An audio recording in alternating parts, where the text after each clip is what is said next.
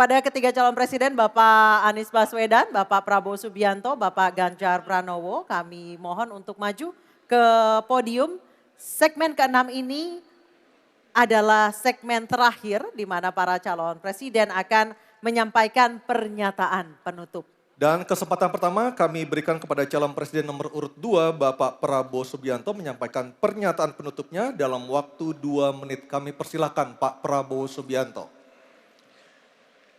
Saudara-saudara sekalian, kita patut bersyukur bahwa dalam beberapa dasawarsa ini negara kita terhindar dari konflik bersenjata dengan negara asing.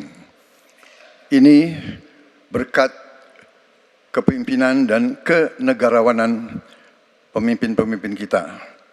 Untuk itu, saya ucapkan terima kasih dan saya mengajak kita semua mengucapkan terima kasih kepada semua pemimpin dan presiden kita terdahulu. Juga saya bertekad manakala saya menerima mandat dari rakyat untuk tetap menjalankan politik bebas aktif, non-blok, menghormati semua negara, menjadi tetangga baik bagi semua negara di kawasan kita, menjaga jarak yang tidak terlalu jauh tapi juga tidak terlalu dekat dengan semua kekuatan, menjalin kerjasama ekonomi. Saya juga ucapkan terima kasih dan mengajak semuanya mengucapkan terima kasih kepada seluruh prajurit TNI dan Polri dan ASN di seluruh Indonesia yang telah bekerja keras untuk menjaga kita sehingga kita seperti sekarang siap untuk tinggal landas, siap untuk bangkit menjadi negara maju.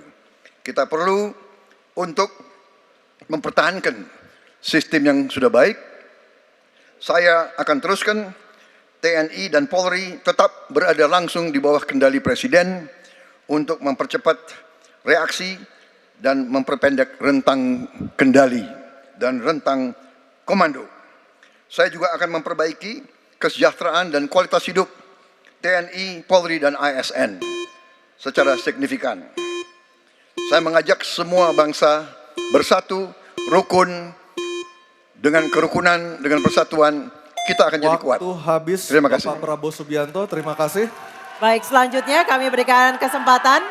Baik, oke tenang dulu, tenang dulu. Kami beri kesempatan untuk calon presiden nomor urut 3 Bapak Ganjar Pranowo untuk menyampaikan pernyataan penutup. Waktu Bapak 2 menit silakan. Terima kasih.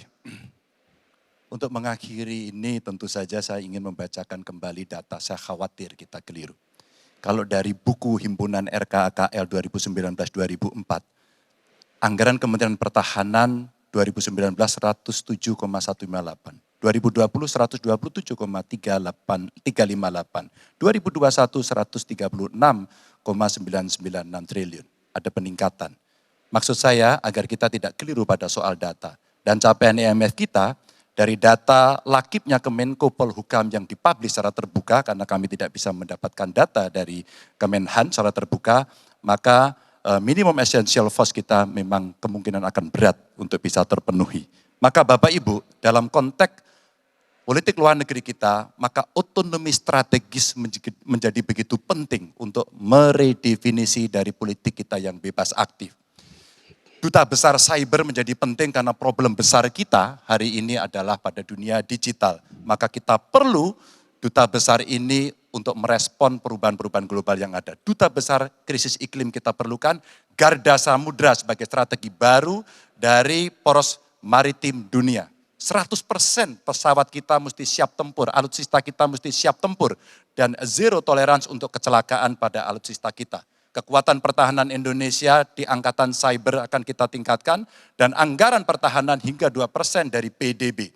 Keamanan mendorong pada profesionalisme kepolisian yang mau tidak mau harus kita lakukan. Badan Cyber Polri kita dorong sampai satuan baru di setiap Polda untuk TPPO, kekerasan terhadap perempuan dan anak. Tentu kesejahteraan prajurit dan keluarga menjadi begitu penting untuk mendapatkan perhatian. Dan beasiswa kuliah untuk anak prajurit dan bayangkara yang membutuhkan perlu kita lakukan. Indonesia Garda Samudra. We are Waktu Groot. habis Bapak Ganjar Pranowo. Oke tenang dulu. Baik, kesempatan berikutnya kami berikan kepada calon presiden nomor urut 1, Bapak Anies Baswedan menyampaikan pernyataan penutupnya dalam waktu 2 menit. Silakan Pak Anies. Sebagai Presiden Republik Indonesia, maka prioritas pertama dan terutama adalah memastikan rasa aman pada tiap keluarga dan setiap jengkal tanah Indonesia.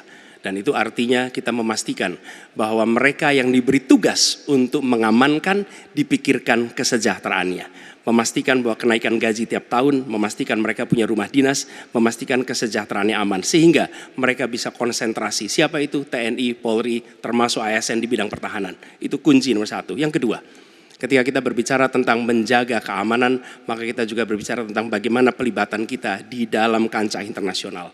Presiden akan menjadi panglima diplomasi dunia Indonesia di tingkat dunia. Hadir, mewarnai, membawa nilai-nilai Indonesia. Dan seperti juga di debat ini, tidak banyak ruang diberikan untuk berbicara di forum global. 2 menit, 3 menit itulah waktunya. Tapi di situ seninya, bagaimana kompleks gagasan, kompleks ide disampaikan secara lugas. Dan ketika Indonesia menyampaikan posisinya tegas, maka kita tidak akan ragu. Kita memperjuangkan penghapusan penjajahan di muka dunia. Maka Indonesia tidak sungkan untuk mengatakan pada negara manapun, hentikan penjajahan di tanah Palestina. Dan usahakan itu lewat diplomasi ke seluruh tempat. Bukan cuma sekedar statement dari Menteri Luar Negeri, tapi serius menjajaki seluruh kekuatan.